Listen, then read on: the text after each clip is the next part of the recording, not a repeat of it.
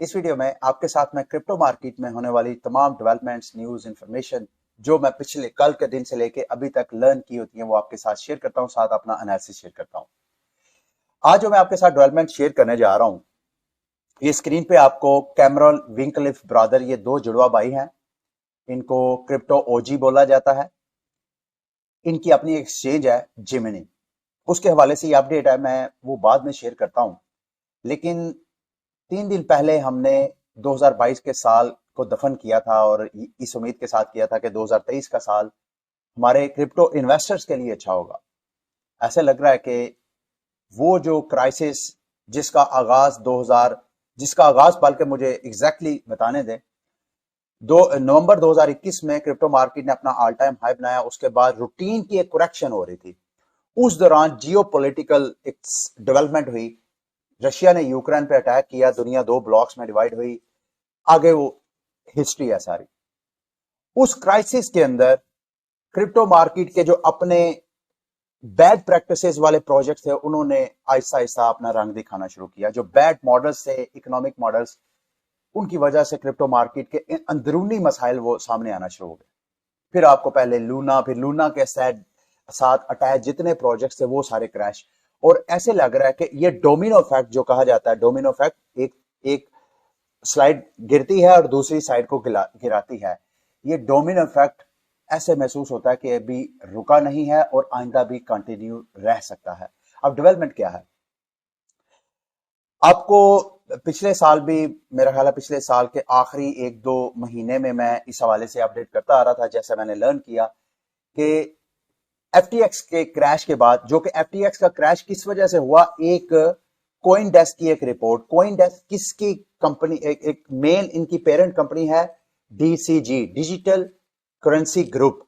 इनके नीचे subsidiary companies हैं जिसमें कोइन डेस्क भी है। कोइन डेस्क के एक आर्टिकल ने एफटीएक्स को क्रैश किया। शायद अगर वो कोइन डेस्क का आर्टिकल ना आता तो एफटीएक्स क्रैश ना होता। एफटीएक्स क्रैश ना होता तो बाकी मजीद जो डोमिनो इफेक्ट थे वो रुक सकते थे, लेकिन ऐसा नहीं हुआ। अब पिछले चंद हफ्तों से ऐसे लग रहा था धुंध थोड़ी सेटल हो गई है। ये जो डीसीजी है और डीसीजी और इनकी जो सब्सिडरी फर्म है जेनेसिस, इनके ऊपर जो लाइबिलिटीज हैं, ऐसे लग रहा था कि जैसे वो सेटल हो गई है। अब ये जो लेटेस्ट अपडेट हुई है हाईली अलार्मिंग है और ऐसा लग रहा है कि ये महीना भी जो है क्रिप्टो मार्केट के लिए बहुत बुरा होने वाला है। It all depend. मैं भी आपको जो डेवलपमेंट जो मैंने लर्न किया वो आपके साथ शेयर करता हूं। ये कैमरॉन जो विंकलिफ ब्रदर जुड़वा भाइयों में से एक, जैसा मैंने आपको कहा कि ये जिमिनी एक्सचेंज के ऑनर्स हैं, इन्होंने ओपन लेटर लिखा है बैरी सिल्बर्ट को। बैरी सिल्बर्ट कौन है? डीसीजी कंपनी के फाउंडर। ओपन लेटर क्यों लिखा है? क्योंकि इंटरनल जो इनकी आपस में इंगेजमेंट थी, जो बातचीत चल रही थी, इनके जो आपस में माली मामलात की, वो इंटरनल से निकल के पब्लिक इसी वजह से हो रही है क्योंकि वहां पे वो समझते हैं सॉल्व नहीं हो रही। अब लेटर क्या है जरा पब्लिक को जो इसने बताया, इसने कहा जी बैरी, आज 45 दिन हो गए हैं जेनेसिस ने अपनी विड्रॉवल रोकी हुई है। अब जेनेसिस क्या चीज है? जेनेसिस दूसरे लफ्जों में एक हेज फंड है, एक वेंचर कैपिटलिस्ट है, जिनको ये क्रिप्टो एक्सचेंजेस अपने यूजर्स के फंड लेके देते थे। ये आगे फिर मजीद प्रोजेक्ट्स में इन्वेस्टमेंट करके वहां से फंड रेजिंग करके क्रिप्टो एक्सचेंजेस के साथ डिवाइड करते थे। कहते हैं 47 दिन हो गए हैं जेनेसिस ने विड्रॉवल रोकी है, लेकिन जितना पैसा हमने आपको दिया है, जो कि तकरीबन 3,40,000 हमारे यूजर्स हैं, जो कि अर्न, अक्सर आप क्रिप्टो एक्सचेंजेस में जाते हैं ना, वहां पे अर्न का एक बटन होता है, वहां पे आप क्लिक करते हैं, आप अपने क्रिप्टो एसेट्स वहां पे स्टेक कर देते हैं, वहां से आप अर्निंग करते हैं। 3,40,000 हमारे अर्न यूजर्स हैं जिनके फंड्स हैं आप लोगों के पास। 47 दिन हो गए हैं, आप लोगों ने विड्रॉवल उसकी रोकी हुई है। और ये जो नंबर है, ये जो 3,40,000 यूजर्स हैं, ये किसी शीट पे सिर्फ नाम नहीं है, ये रियल पीपल है। कोई टीचर है, कोई पुलिसमैन है, कोई हस्बैंड एंड वाइफ है, उनकी अपनी अपनी जरूरियात हैं जिनके लिए उन्होंने पैसे इधर रखे हुए हैं और आप उनको पैसे नहीं दे रहे। फॉर द पास्ट 6 वीक्स, पिछले 6 हफ्ते से हमसे जो बन पाया हम कर रहे थे कि हम आपके साथ एक अच्छी सोच के साथ, नीयत के साथ आपके साथ कोलैबोरेट करें, ताकि हम एक कंसेंसस, एक कॉमन एजेंडे पे आ जाए कि कैसे इस प्रॉब्लम को सॉल्व करना है। लेकिन आगे जो इल्जामात लगाए हैं, फॉर यू टू पे बैक 900 मिलियन, ऑलमोस्ट 1 अरब, 900 मिलियन, ऑलमोस्ट 1 अरब अमेरिकी डॉलर, ताकि आप हमें वापस करो और हम जो क्रेडिटर्स हैं, हमारे जो यूजर्स हैं, उनको वापस करें। साथ उसने बाकायदा अपनी जो निगोशिएशन है उसका भी बताया कि 2 दिसंबर को हमारी आपसे पहली मीटिंग हुई, that getting everyone in a room together, के हम आपस में बैठ के इसको कैसे सॉर्ट करते हैं। आपने कहा जी कि आप ठीक है, आप हमें कोई प्रपोजल पेश करो। बैरी सिल्बर्ट ने विंकली ब्रदर को कहा कि आप ठीक है, आप हमें कोई प्रपोजल दो। कहते हैं हमने आपको प्रपोजल दी, आपने फिर उस पर एतराजात लगाए, फिर हमने प्रपोजल दी, और जब भी हम आपके साथ कोई नई प्रपोजल लेके आते हैं तो आप क्या करते हैं, किसके पीछे जाते हैं? कभी आप जाते हैं, यू हाइड बिहाइंड लायर्स, कभी आप वकाला, इन्वेस्टमेंट बैंकर्स और जो प्रोसेस है जो उसके पीछे छुपने की कोशिश करते हैं। Enough is enough. अब पब्लिकली, अब ये थोड़ा सा देखिएगा, उसके बाद बैरी सिल्बर्ट ने क्या रिप्लाई किया है। बैरी सिल्बर्ट कहता है जी कि डीसीजी ने जेनेसिस, जो उसकी अपनी एक सिस्टर कंपनी है, उससे 1.6 बिलियन उधार नहीं लिया। डीसीजी ने कोई भी अपना इंटरेस्ट जो लोन के ऊपर पे करना था वो कभी भी मिस नहीं किया, और अभी भी जो ड्यू है वो मई 2023 को हमने नेक्स्ट लोन की मैच्योरिटी मई 2000 यानी इस साल की मई 2023 को जो इस लोन का इंटरेस्ट पे करना है उसकी डेट मई 2023 है। अच्छा, डीसीजी ने deliver to Genesis and your advisors a proposal.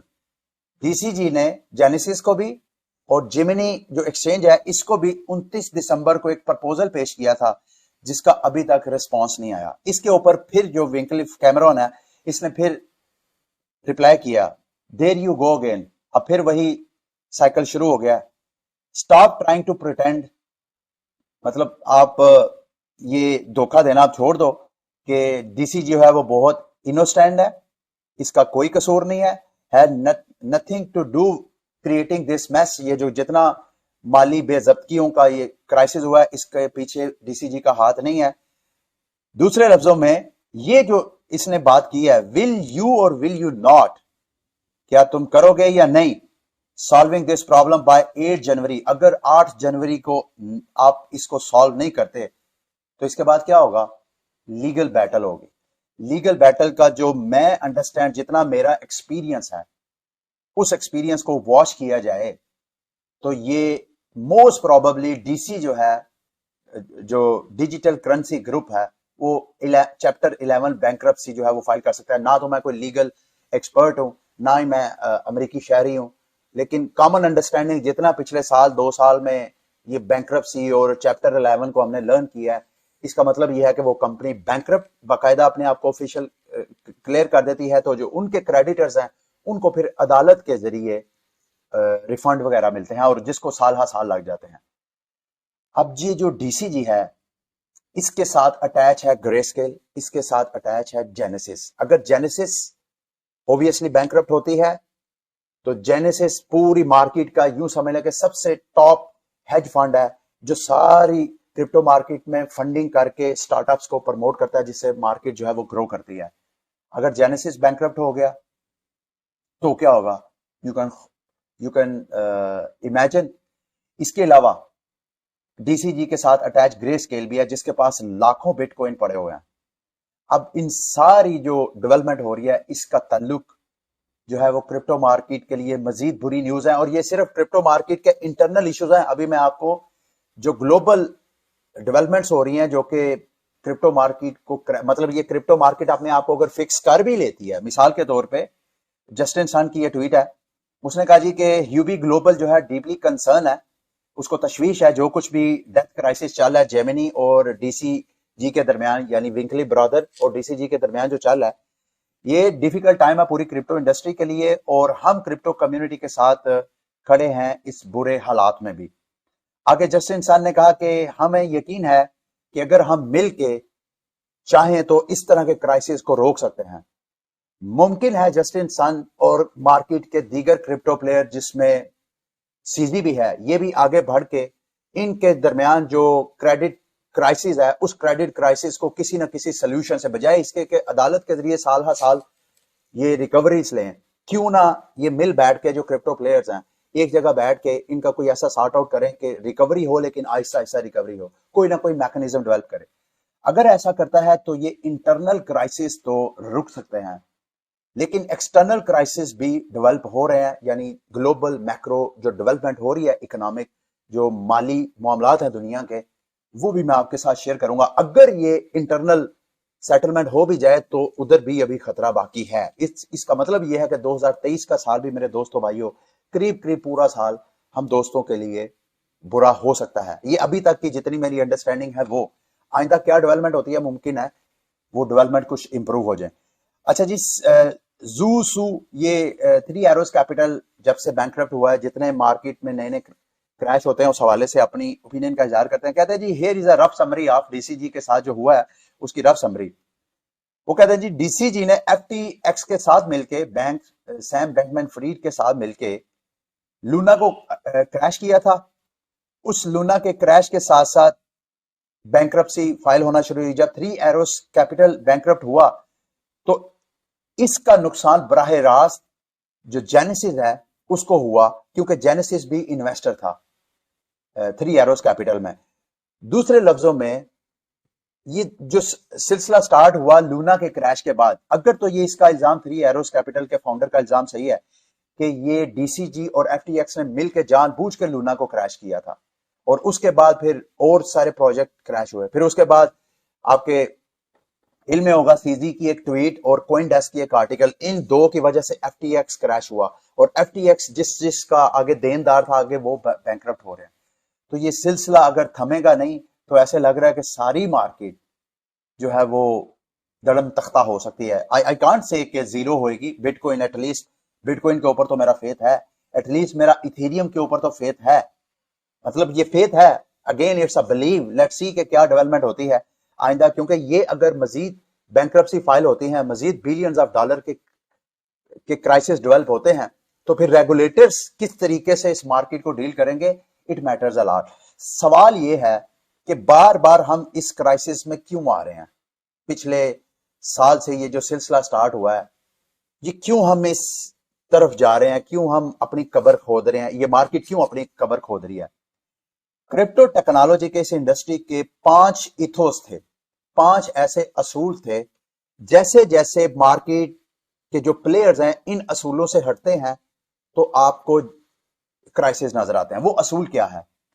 Crypto का असूल है कि सेंट्रल अथॉरिटी जब भी होगी वहां पे करप्शन होगी, वहां बदअनवानी होगी, वहां बेजाब्तगियां होगी। और सेंट्रल अथॉरिटी इस वक्त अगर आप क्रिप्टो मार्केट की तरफ देखें तो जो मेजर प्लेयर है क्रिप्टो मार्केट का वो कौन है? Central authorities.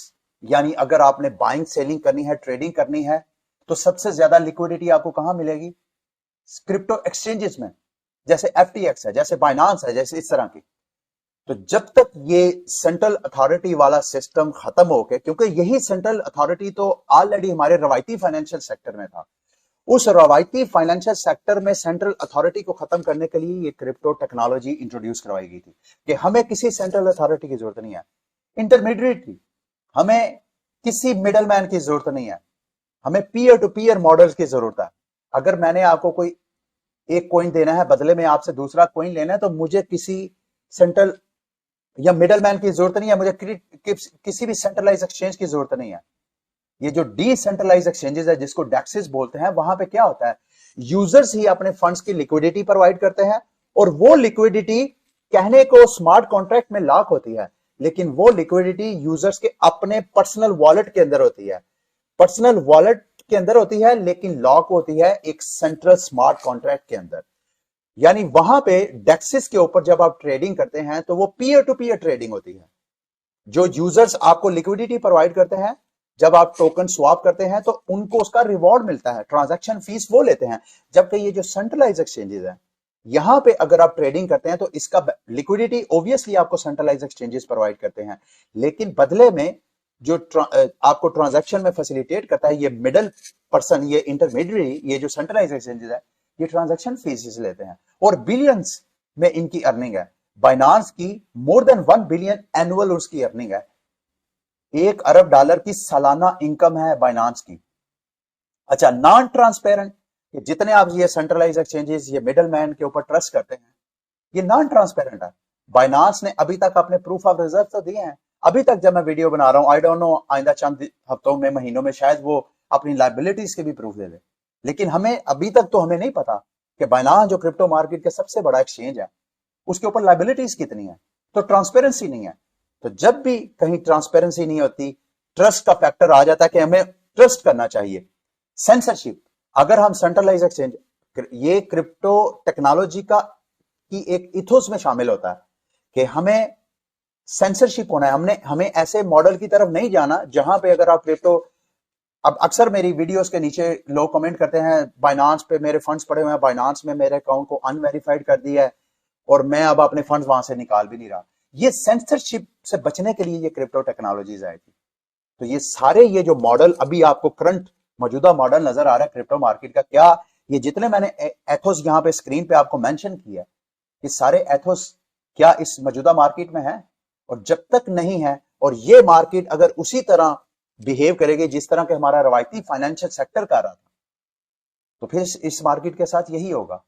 तो मेरा ख्याल यही है कि अब ये जब तक ये सारी चीजें फ्लश आउट नहीं होंगी, उस वक्त तक मार्केट दोबारा रिकवरी नहीं करेगी। अगेन सवाल आपके जहन में ये आ सकता है, अच्छा इसमें एक चीज है, अब मार्केट आइंदा मजीद अगर क्रैश करेगी तो आप दोस्तों को अपना गुस्सा मेरे पे निकालने का भरपूर मौका मिलेगा, क्योंकि अभी मार्केट पिछले 1 साल से डाउन है और आप लोगों के साथ साथ मेरी भी इन्वेस्टमेंट डाउन है। कभी आप मुझे कहते हैं आपके कहने पे हमने मोबॉक्स में इन्वेस्टमेंट की थी, आपके कहने पे हमने एडा में इन्वेस्टमेंट की थी।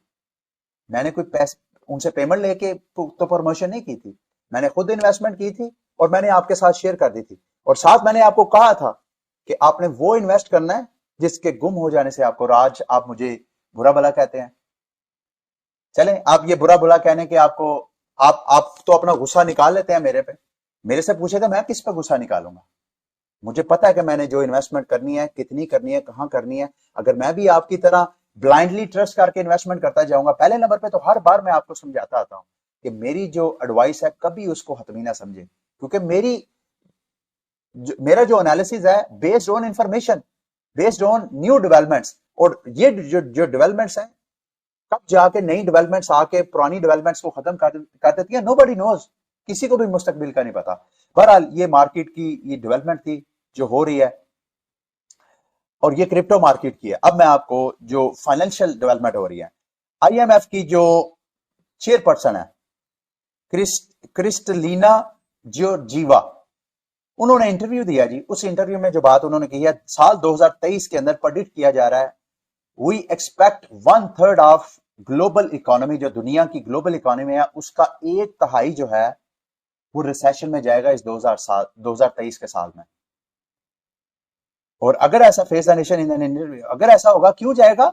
बिकॉज द 3 बिग इकोनॉमीज, दुनिया की जो 3 बड़ी इकोनॉमीज है, जिसमें यूरोपीय यूनियन है, जिसमें अमेरिका है, जिसमें चाइना है, बल्कि मुझे और कहने दें कनाडा, ऑस्ट्रेलिया, जापान, ये इनके अंदर अब रियल जो माली मसाइल हैं वो रियल 2023 में नुमाया होंगे। तो 1/3 जो दुनिया की इकोनॉमी है इस साल वो रिसेशन में जा सकती है।